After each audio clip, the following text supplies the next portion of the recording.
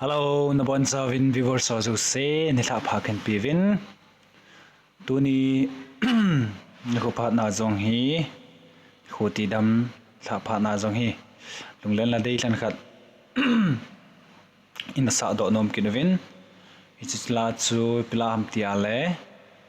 phat chom khat in a leng khomin ti pu thangzalen dongalin asa khu cover gen bol nomin thim hi zong leng kalangai nong phat hi kitjin cover hin bol kining kating lung lut ten ni nangai khom pi kit ven lang album min hi le volan lai akitin na chila hi cover kan bol hin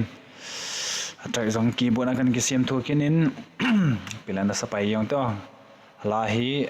lyrics hi kan vet thon de hin sa khiam le na ki ngai dama saute hele